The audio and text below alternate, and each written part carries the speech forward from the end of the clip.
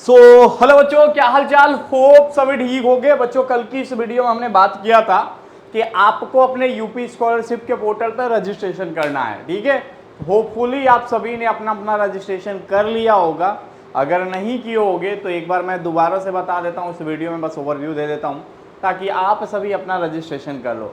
आज की वीडियो में हम बात करने वाले हैं, जो भी स्टूडेंट लखनऊ यूनिवर्सिटी या इससे एफिलिएटेड कॉलेज में कहीं भी फर्स्ट सेमेस्टर में एडमिशन लिए हैं, या ऐसे स्टूडेंट जिन्होंने आज तक कभी भी यूपी स्कॉलरशिप का फॉर्म नहीं भरा है, भले वो फर्स्ट ईयर सेकेंड ईयर किसी में हो, तो आज की इस वीडियो में हम बात करेंगे कि कैसे आपको अपने यूपी स्कॉलरशिप के फॉर्म भरने हैं। ठीक है, तो सबसे पहले आपको क्या करना होता है, गूगल पे जाना होता है, लिखना होता है यूपी स्कॉलरशिप। ठीक है, यूपी स्कॉलरशिप जैसे लिखते हो पहली वेबसाइट ओपन होके आ जाती है। ठीक है, जैसे ही ओपन होके आती है तो यहाँ से आप अपना रजिस्ट्रेशन फॉर्म भरना शुरू करते हो। ठीक है,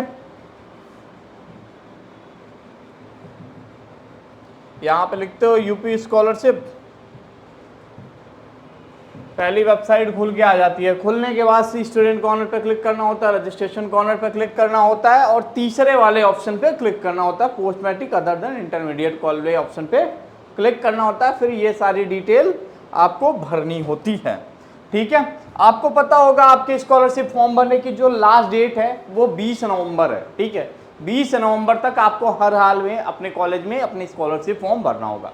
ठीक है, सबसे पहला पूछता है जिला, कि आप भाई कौन से जिले से, मतलब किस जिले में आप पढ़ रहे हो। ठीक है, शिक्षण संस्थान का नाम लखनऊ यूनिवर्सिटी लखनऊ या जो भी कॉलेज होगा कॉलेज का नाम आ जाएगा। जाति वर्ग समूह, ठीक है, ओबीसी से है, जनरल से है, ये सारी चीजें यहाँ आ जाएंगी।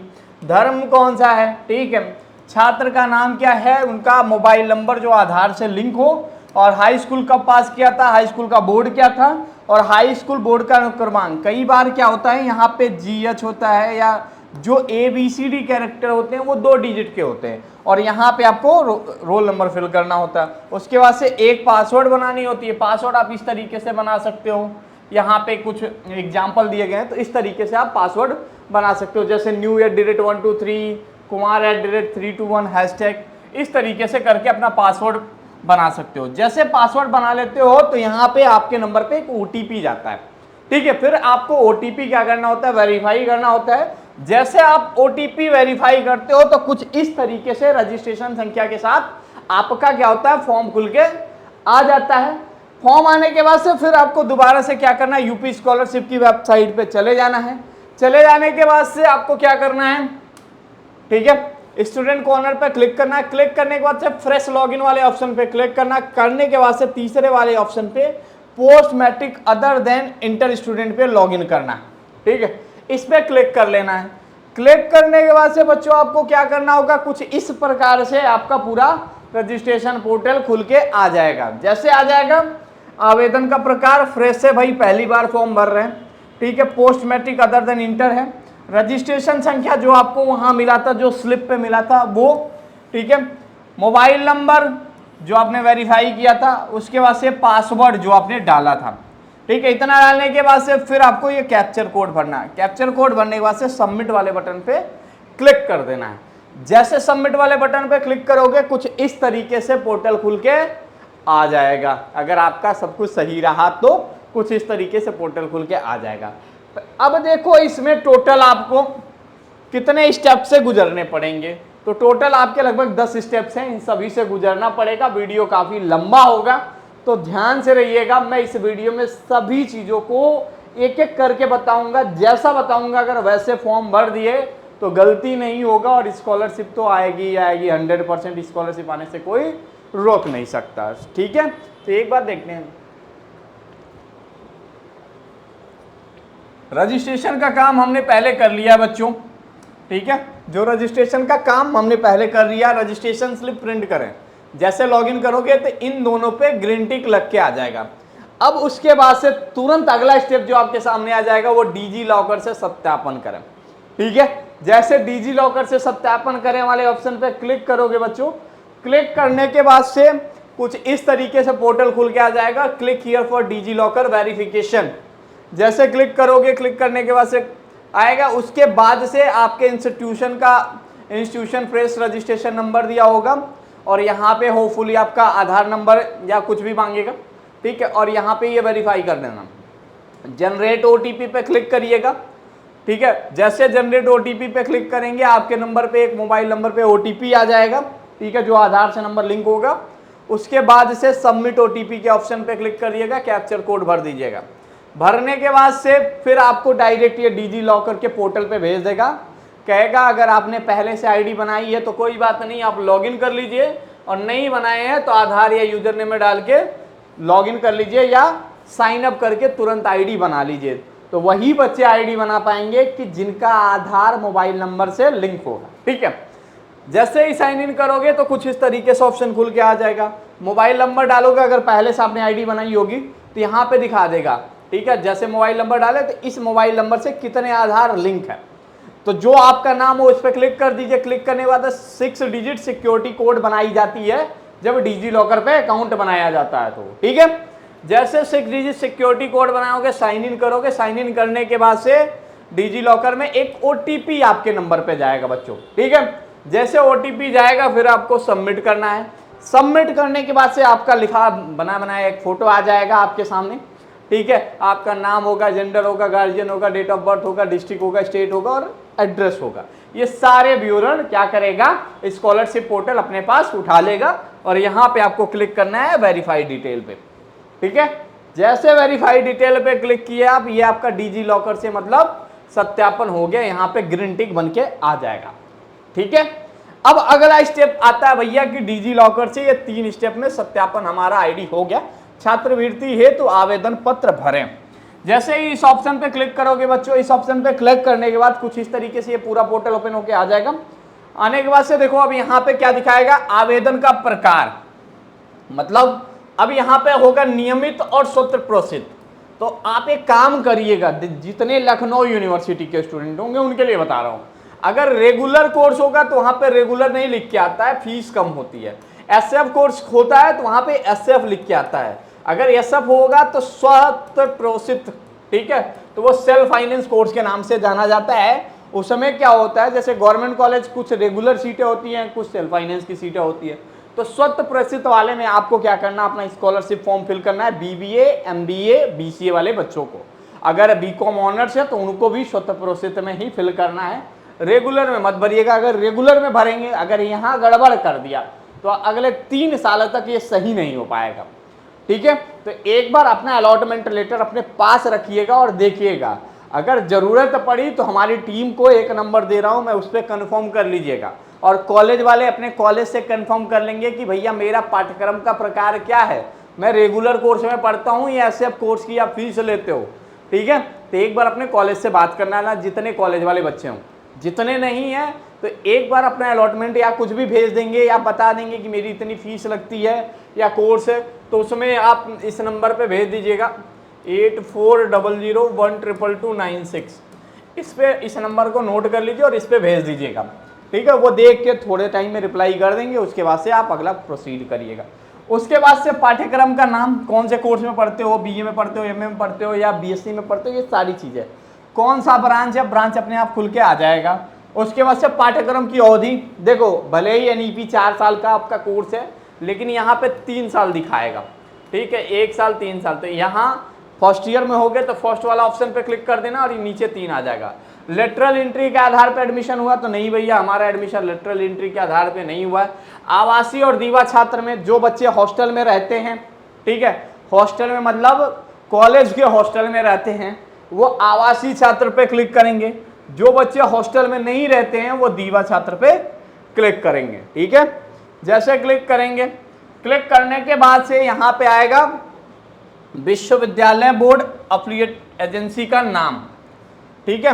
अब इसमें पूछ रहा, सॉरी 7वां कॉर्नर जो है, वर्तमान में पाठ्यक्रम की प्रवेश तिथि। तो आपका एडमिशन जिस दिन हुआ था, अलॉटमेंट लेटर पे जिस दिन की डेट है वो डेट डाल दीजिएगा। जिस दिन फीस जमा हुआ भाई, अलॉटमेंट उसी दिन जमा मतलब जनरेट हुआ, फर्स्ट ईयर वाले क्यों लिए करेंगे, उस दिन का डेट। और उसके बाद से जिस सेमेस्टर में, पहला सेमेस्टर में जिस दिन आया उस दिन का डेट यहाँ पे भराएगा आपका विश्वविद्यालय बोर्ड एफिलिएट एजेंसी पंजीयन क्रमांक। तो यहाँ पे आपको अपना इनरोलमेंट नंबर भरना है, ये आपके फीस रिसिप्ट पे आसानी से मिल जाएगा, फीस रिसिप्ट में मिल जाएगा। एक होता है यूनिवर्सिटी रोल नंबर और दूसरा होता है इनरोलमेंट नंबर। तो जैसे इनरोलमेंट नंबर भरोगे तो यहाँ पे आपका जैसे लखनऊ यूनिवर्सिटी है तो लखनऊ यूनिवर्सिटी का ऑप्शन आ जाएगा, ठीक है। और यहाँ पे किसी कॉलेज का भी होगा तो यहाँ पे यूनिवर्सिटी का नाम ही आएगा, ठीक है। उसके बाद से मेरिट के आधार पे एडमिशन हुआ? नहीं भैया, बिल्कुल मेरा मेरिट के आधार पे एडमिशन नहीं हुआ है। पाठ्यक्रम की पात्रता, तो यहाँ पे इंटरमीडिएट का ऑप्शन अपने आप आ जाएगा, ठीक है। पाठ्यक्रम की पात्रता इंटरमीडिएट, जैसे जो बीए बीएससी बीकॉम के लिए भरेगा। अगर आप एमकॉम के लिए बनेंगे तो स्नातक का ऑप्शन आ जाएगा, मतलब अंडर ग्रेजुएट करके आप तभी तो पीजी में जाओगे, ठीक है। उसके बाद से काउंसलिंग, ये यूपीटीयू के आधार पे, ये सारे ऑप्शन पे आपको कोई मतलब नहीं है, किसी का कोई लेना देना नहीं है, यहाँ से आपका कोई वास्ता नहीं है। अगला आ जाता है कि भाई जितना भरने के बाद से आपका हाई स्कूल में कितना परसेंट था, कौन से ईयर में पास किए थे, पूर्णांक मतलब मैक्सिमम मार्क्स कितने अंक के थे, 600 का था, उसमें से प्रातकांक मतलब आपको कितना मिला, कितना परसेंटेज बनता है, और उस कॉलेज का उस स्कूल का नाम क्या था, यहाँ पे लिख दीजिएगा दोनों में, ठीक है, यहाँ से 10th और 12th का नंबर। उसके बाद से जैसे करेंगे आपके सामने कैप्चर कोड होगा, कैप्चर कोड डालिएगा और आई एग्री वाले कॉर्नर पे क्लिक कर लीजिएगा, ठीक है। क्लिक कर दिया आपने, क्लिक करने के बाद सबमिट के ऑप्शन पे क्लिक कर दीजिएगा। जैसे सबमिट कर देंगे तो आपके सामने अब ये ग्रीन टिक होके आ जाएगा, रजिस्ट्रेशन हो गया, शैक्षणिक हो गया, निजी। अब निजी में क्या करना है भाई, आवासीय पता जहां आप रहते हो, मतलब आपका परमानेंट एड्रेस क्या है और करंट एड्रेस क्या है। तो कई बार क्या होता है, जो परमानेंट होता है वो सेम एड्रेस हम लोग टिक कर देते हैं, ठीक है। इससे आपको कोई मतलब नहीं है, ठीक है, दिव्यांगता कोई मतलब नहीं है। अगर आपके पास है तो ये प्रमाण पत्र संख्या डालिएगा, नहीं तो छोड़ दीजिएगा। राशन कार्ड होगा तो लगाइएगा, नहीं तो छोड़ दीजिएगा।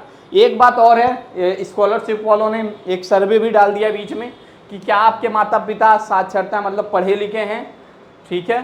तो यहाँ पे बताइएगा कौन से कोर्स से किया है, छात्र छात्रा क्या आपकी मम्मी पढ़ी लिखी हैं, क्या कोर्स है उनका, ठीक है। और नीचे इन्होंने कई सारे सवाल पूछे हैं तो उस पर टिक कर दीजिएगा या इसे छोड़ भी सकते हो, ठीक है।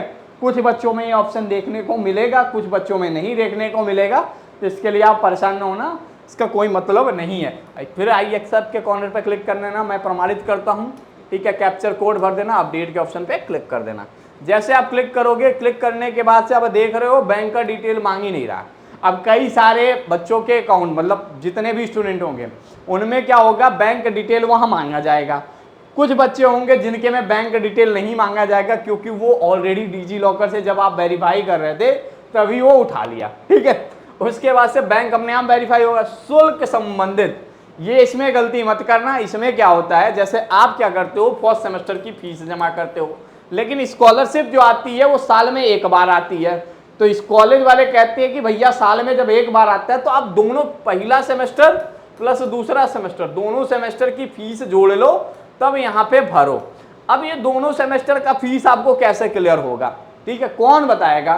तो इसके लिए आपको अपने कॉलेज में पढ़ना हो। लखनऊ यूनिवर्सिटी वाले ध्यान से सुनो, जितना फीस जमा किया होगा इंटू 2 कर देना, एनरोलमेंट फीस 500 माइनस कर देना, ठीक है। अगर कोई एडवांस फीस जमा हुआ होगा, जैसे 5000 रुपीज़ MBA में जमा हो जाता है, फिर उसी तरीके से BBA में भी जमा हो जाता है 5000, तो एक काउंट मत करना, 35,080 रुपये हैं। तो फीस की पूरी लिस्ट उन लोगों के पास होती है जो स्कॉलरशिप डिपार्टमेंट वाले होते हैं, तो उनके पास है, एक बार चले जाना और उनसे पूछ लेना, वो बता देंगे कि आपको इसमें कितना अमाउंट फीस भरना है।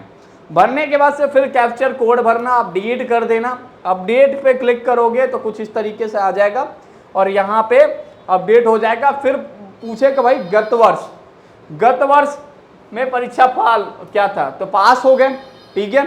उसके बाद से परीक्षा प्रणाली क्या थी, तो यहाँ पे क्लिक कर देना। परीक्षा प्रणाली जो भी था आपका यही था, एग्जाम देके पास हुए भाई, ठीक है। यहाँ पे प्रोमोटेड होगा, कई सारे ऑप्शन आएंगे, तो पास पे क्लिक कर देना, ठीक है। उसके बाद से कितने अंक प्रणाली क्या था, ठीक है, मार्क सिस्टम था, ठीक है।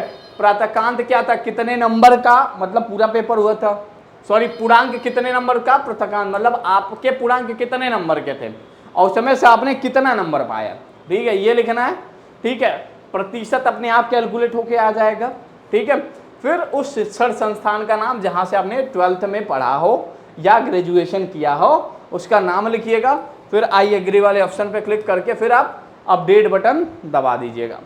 जैसे दबा देंगे, क्लिक कर देंगे, उसके बाद से आप कुछ इस तरीके से पोर्टल ओपन होके आ जाएगा। अब कहेगा भैया ये सारी चीजें कर चुके हो, आप कहेगा फोटो अपलोड करें, लेकिन आप फोटो अपलोड जैसे ही डिजी लॉकर से जब एक बार वेरीफाई हो जाता है तो फोटो अपलोड करने की जरूरत नहीं है। और उसके बाद से आपके सामने कुछ इस तरीके से देखिए, रजिस्ट्रेशन हो गया, स्लिप प्रिंट हो गया, डिजी लॉकर से वेरीफाई हो गया, आवेदन पत्र भर दिए, फोटो अपने आप ले लिया है। आवेदन पत्र अगर मान लो कहीं कोई गलती हो गई, संशोधन करने पे क्लिक कर देना, कुछ भी गलती होगी तो वो सही कर सकते हो, लेकिन लॉक से पहले, अगर लॉक कर दोगे तो नहीं कर पाओगे। ठीक, फिर आ जाना आय और जाति प्रमाणीकरण हेतु, मतलब आय इनकम सर्टिफिकेट और कास्ट सर्टिफिकेट। तो इसमें जान लो जो इनकम सर्टिफिकेट होगा वो आपके फादर का होना चाहिए, ठीक है, ध्यान से सुन लो, वरना वो फॉर्म सबमिट नहीं करेंगे।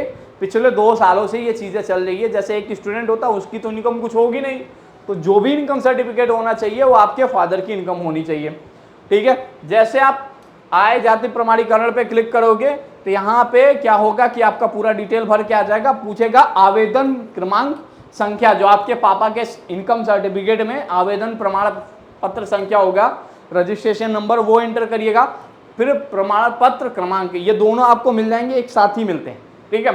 ऊपर रहता है, जैसे ही इनकम सर्टिफिकेट पे क्लिक करते हो वहीं रहता है, और यूपी के निवासी होना चाहिए और यूपी वाला चलेगा। ये नहीं कि भैया मेरा वो सेंट्रल वाला इनकम बनाए, तो वो यहाँ पे नहीं डालना है, ठीक है, यूपी स्टेट का होना चाहिए, ठीक है।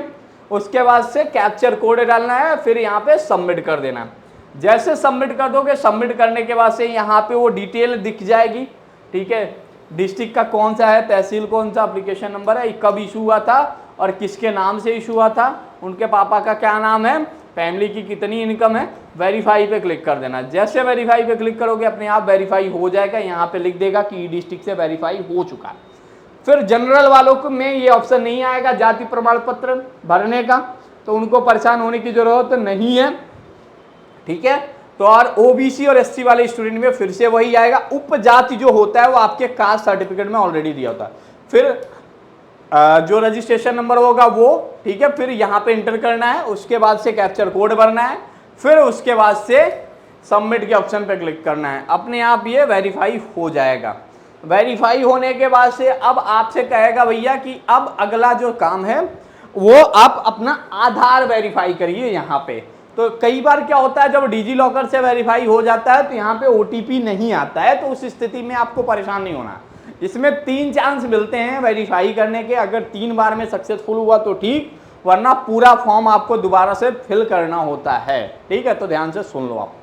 तो रजिस्ट्रेशन जैसे कर लोगे तो नीचे आ जाएगा, नीचे आने के बाद से कुछ इस तरीके का है कि आपका नाम लिख के पहले से भरा आएगा, आपका डेट ऑफ बर्थ लिख के पहले से भरा आएगा, आपको एक बार आधार नंबर यहाँ डालना है, फिर आधार नंबर पुट करना है, फिर आई एग्री वाले कॉर्नर पे क्लिक करना है, क्लिक करने के बाद से फिर से आपको वेरीफाई आधार के ऑप्शन पे क्लिक करना है, ये कैप्चर कोड भर के।